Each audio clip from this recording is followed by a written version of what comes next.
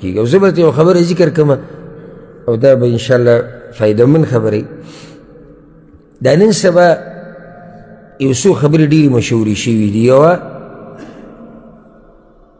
د ښځې خاوند اکثر د یو بل سره طبیعت نه لګي. یو دا خبره ډېره مشهوره ده، زموږ خواله خلک راځي کور کې یعنې سکون نشتی او طبیعت مې نه لګي. ښځه اکثر وایي د خاوند سره مې طبیعت نه لګي. یو دا خبره ډېره عامه شوې ده. دویم د ښځې او د نارینه په ناروا طریقو سره میلاوېده دا ډېر شوي دي. دا دوه خبرې ډېرې شوي دي او د دې دواړو بنیادي وجه دغه شی دی د تاسو سره چې په جیب کې پروت دی د انټرنیټ. دا د دې وجه ده. دا سړی په ټیک ټاک کې په فیسبوک کې د خو ځان دپاره حلال کړي دي که نه. هغو حرام دې ته وایي چې یو زنانه په لار روانې دې ته به نه ګوري. حرام صرف څه دي؟ ټیک ټاک والا څه ده؟ هغه حلاله ده. فیسبوک والا هغه حلاله ده. او محسوس پیری دا وایي د خبرو د درسونو کې ما کې د ملګرو ته څه دلیل معلوم وي موږ ته دې موښئ چې خبرونو والا جنۍ ته کته جایز دي، ټیک ټاک کې جایز دي، فیسبوک کې ګوره، یوټیوب کې ګوره، دا جایز دي. هر چې په لارې روان هغې ته به نه ګورې، دا بیا حرام دي ځکه چې الله وایي د نظرونو حفاظت وکړئ. نو د نظر حفاظت صرف په لاره کې، نور پې ورځه. دا سړی چې په دې جاخو کې مبتلا یي که نه او دا جنکو ته ګوري او هغوی کار دغه فحاشي او ډمتوب وي، د دې خپلې ښځې سره طبیعت نه لګي. او ښځه چې کله دا موبایل استعمالوي او په دې کې دغه هلکانو ته ګوري چې د هغوی کار ډمتوب او فحاشي او ځان یې سنبال کړی او څه چلونه یې په ځان کړي او خاوند یې دغه شډل بډل او ساده باده، هغه به یې د خپل خاوند سره طبیعت دی نه لګي. دا درته حقایق وایم. بیا چې والعیاذ بالله د فحش فلمونه ګوري او فحش کارونه ګوري او دا سندرې او دا ګډېده او دا ناروا طریقې او ناروا چلونه ګوري، دا چلونه بیا دی د خپلې ښځې سره کوي. دې ته پکې نه ګوري چې دا حلال دی او که دا حرام دی. وایي فلم کې دا پاټ شوی دی، هغه سندره کې دا چل شوی دی، په ډمتوب کې دا شوی دی، په ډرامه کې دا شوی دی، په پروګرام کې دا کار شوی. اوس به دې دا کار په کور کې کوي. دا درته یو داسې حقیقت بیان کړم که مني او که نه یې مني. نن سبا دا دوه خبرې عامې شوي، د ښځې او خاوند د یو بل سره نه لګېده، په ناروا طریقو سره د یو بل سره میلاوېده.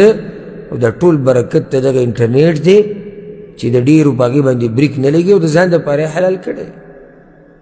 او څه جواب به ورسره وي، الله له به یې ورکوي، تیار کړی به یې جواب. دومره ډاډه چې لګیا دی خو څه جواب به ورسره کېدی شي، ځکه داسې ډاډه لګیا دی. د ایمانونو طبعي د خلکو وکړه خپله والله، د تقوا، د دیندارۍ، د ذهن، د بدن، د نظر، د پیسو، د وخت کومه طبعي زه تا ته ذکر کړم چې هغه دې انټرنیټ د ډېرو خلکو وکړه. دا قرآن پروت دی په غریب باندې یوه انچه دوړه لګېدلې ده په دې جوماتونو کې، لاس ولا څوک نه وکړي.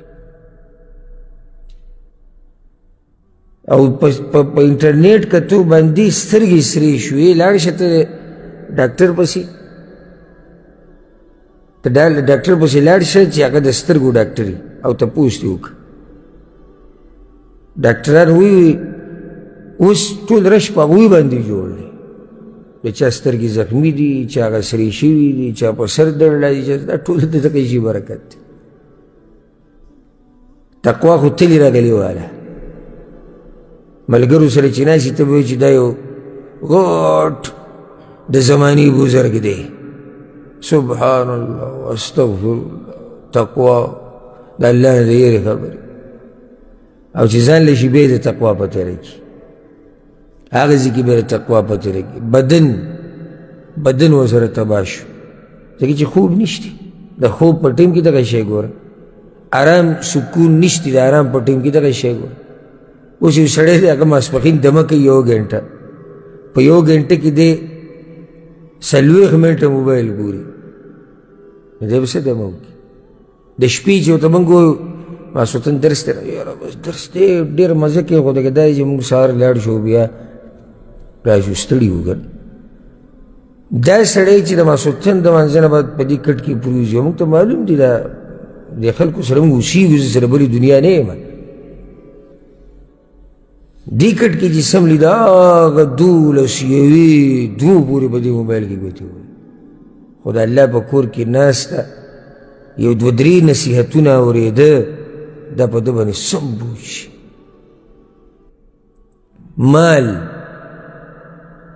د مال تبعي که دې ورته ووایي چې راشه هلته یو غریب دی 10 روپۍ وله ورکړه نو دومره فریادونه به درته وکړي او د دې انټرنیټ په دې دوکانونو ورشي دې مارکیټ کې دلته دې ورشي رش وینې لاړ شي وګورئ څومره خرچې په دې موبایلو باندې کېږي او په دې انټرنیټ باندې دې په دې چې دا پیسې رالګېږي غریب له مه ورکوه که تکړه نه او نور چاله نشي ورکولی دقه پیسې ولېږه خپلو بچو له چېرته به پیسې وخوري څه به پرې والي سبق به پرې ووایي څه فایده ومیلاو شي او په دې کې دې الټه دا ګټه وکړه چې دین تقوا هغه د نه لاړو د ښځې سره دیم طبیعت نه لګي د ښځې کېدي چې ستا سره طبیعت نه لګي بدن دې پکې خراب کو هر څه دې ګډوډ کړو نو دا مې راته یو نقطه ذکر کړه چې نن سبا چې دا څه جاخي ماخي کېږي نو د هغې ګډ سبب څه دی هغه د انټرنیټ دی